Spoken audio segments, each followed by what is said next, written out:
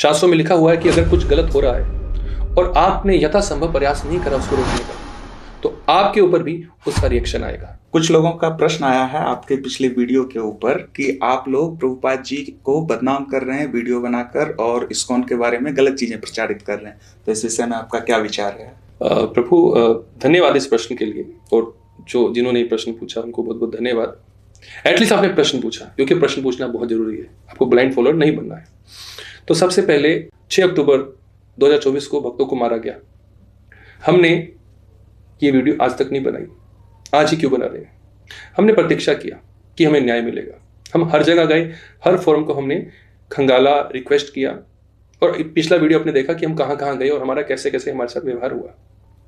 उसके बाद हमारे ऊपर जो रेजोल्यूशन बनाया गया लास्ट में कि भाई इन्होंने प्रचार किया है, इन्होंने इस्कॉन भागलपुर के अकाउंट को उपयोग किया है, जो ब्रह्मचारी को मारकर आपने बाहर फेंका था उनकी केयर करने के लिए, इसलिए हमको निकाला जा रहा है।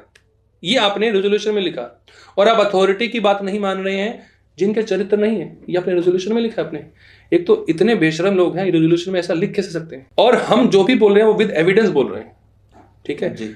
और जब आपके रेजोल्यूशन आए, आपने कम्युनिटी में हमको डिफेम किया, अब उसके उत्तर हमको देने ही पड़ेंगे। आप जितनी बार झूठ बोलेंगे कम्युनिटी को, हम उत्तर देंगे।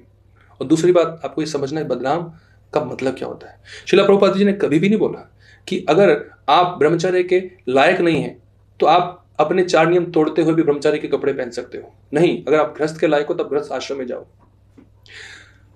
गजेंद्र मोक्ष की कथा में श्रील प्रभुपाद लिखते हैं कि अगर आप पानी में रह के लड़ सकते हो तो पानी में रह के लड़ो, अगर जमीन पे रह के लड़ सकते हो तो जमीन पे रह के लड़ो, तो जमीन पे रहकर लड़ो।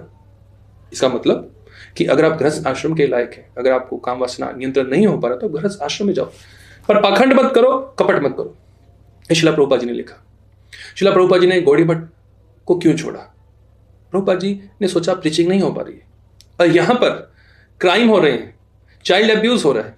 ये सब कुछ होते हुए अगर मैं अपनी आंखें बंद करके बैठ जाऊं, या जो व्यक्ति भी ये क्राइम होता हुआ देख करके मेरे ऊपर वाले क्रिमिनल हैं, मेरे ऊपर वाले चाइल्ड अब्यूजर हैं, और मैं कुछ ना बोलूं और लोगों को उनसे जोड़ूं, तो मैं भी बराबर का जिम्मेदार हूं उस पाप में। और कानून के हिसाब से भी अगर चाइल्ड अब्यूज हो रहा है और अगर आप जिम्मेवार व्यक्ति हैं संस्था के, आप पुलिस को नहीं बता रहे, क्राइम की रिपोर्ट नहीं कर रहे, तो आप भी उसके जिम्मेदार बनते हैं।